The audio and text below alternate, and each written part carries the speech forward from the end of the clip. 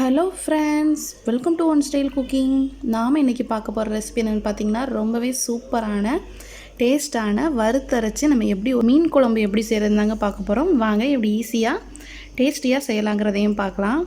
வீடியோக்குள்ளே போகிறதுக்கு முன்னாடி கீழே உள்ள ரெட் கலர் சப்ஸ்கிரைப் பட்டனை கிளிக் பண்ணுங்கள். கூடவே பக்கத்தில் உள்ள பெல் ஐக்கானையும் கிளிக் பண்ணுங்கள். அப்போ தான் நான் போடுற வீடியோ எல்லாமே உடனுக்குடன் உங்களுக்கு தெரிய வரும். வாங்க இப்போ வீடியோக்குள்ளே போகலாம்.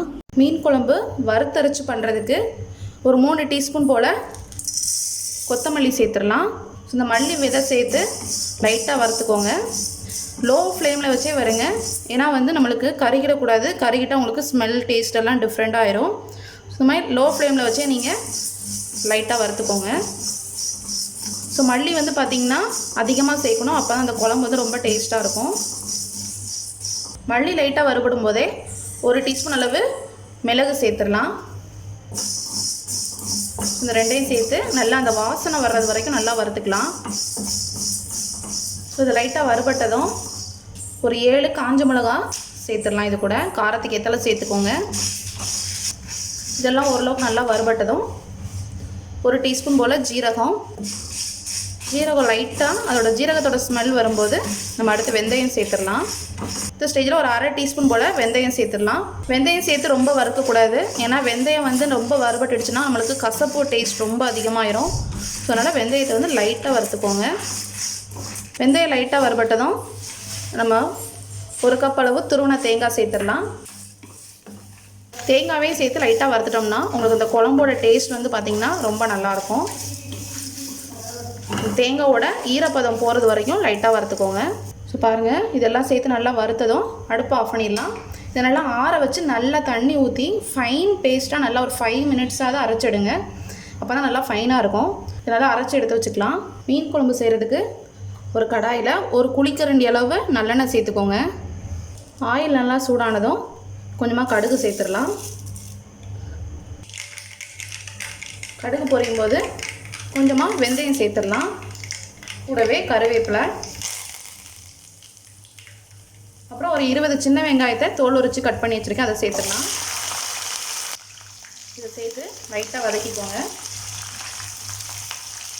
பாருங்கள், சின்ன வெங்காயம் இந்தளவுக்கு வதங்கினதும் ஒரு 3 தக்காளியை அரைச்சி வச்சுருக்கேன், அதை சேர்த்துடலாம். நாட்டு தக்காளி சேர்த்திங்கன்னா ரொம்ப நல்லாயிருக்கும்.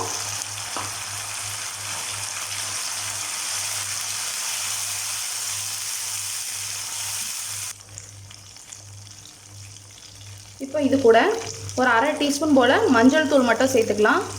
ஏன்னா நம்ம மசாலாவில் மஞ்சள் எதுவும் போடலை. ஸோ மஞ்சள் தூள் மட்டும் சேர்த்துக்கோங்க.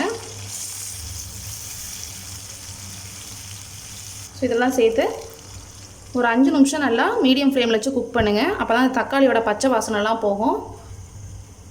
ஸோ இப்போ ஓப்பன் பண்ணி பார்க்கலாம். ஸோ பாருங்கள், நம்ம ஊற்றின அந்த ஆயிலெலாம் நல்லா பிரிஞ்சு வந்திருக்கு. தக்காளியோட ரா ஃப்ளேவர் எல்லாமே போயிருக்கு. ஸோ இந்தளவுக்கு நல்லா குக் பண்ணிக்கோங்க. இந்த ஸ்டேஜில் ஒரு பெரிய எலுமிச்சம்பழம் அளவு புளியை கரைச்சி வச்சுருக்கேன். ஸோ அதை சேர்த்துடலாம். இது கூடவே நம்ம தேங்காய் எல்லாம் சேர்த்து வறுத்து அரைச்சோம்ல, அந்த பேஸ்ட்டையும் சேர்த்துடலாம். குழம்புக்கு தேவையான தண்ணியையும் சேர்த்துடலாம். இதெல்லாம் சேர்த்து நல்லா மிக்ஸ் பண்ணிக்கோங்க. ஸோ எப்போவுமே நான்வெஜ் எதாவது பண்ணிங்கன்னா ஃப்ரெஷ்ஷாக மசாலா அரைச்சி செஞ்சிங்கன்னா ரொம்ப வாசனையாக நல்லா டேஸ்ட்டாக இருக்கும். முக்கியமாக மீன் குழம்புக்கு இந்த மாதிரி நீங்கள் செஞ்சு பாருங்கள். இப்போ குழம்புக்கு தேவையான உப்பு சேர்த்துடலாம். உப்பு சேர்த்து நல்லா கிளறி விட்டு நல்லா கொதிக்க விடலாம். இப்போது நல்லா கொதி விட்டு இந்த மசாலாவோட பச்சை வாசனைலாம் நல்லா போகணும். ஸோ அதே மாதிரி ஒரு 5 மினிட்ஸ் நல்லா கொதி வரட்டும். அந்த ஆயிலெலாம் கொஞ்சம் பிரிஞ்சு வரணும். அதுக்கப்புறம் நம்ம மீன் சேர்த்துடலாம். ஸோ இப்போ ஓப்பன் பண்ணி பார்க்கலாம். ஸோ பாருங்கள், குழம்பெல்லாம் நல்லா கொதிச்சிருச்சு.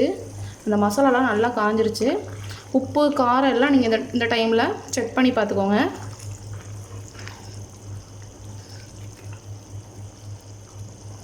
இப்போ நம்ம மீன் ஆட் பண்ணிடலாம். நான் 3/4 கிலோ போல் சீலா மீன் வாங்கி வச்சுருக்கேன். ஸோ அதை உப்பு மஞ்சள் போட்டு நல்லா கட் பண்ணி க்ளீன் பண்ணி வச்சுக்கோங்க. அதை சேர்த்துடலாம்.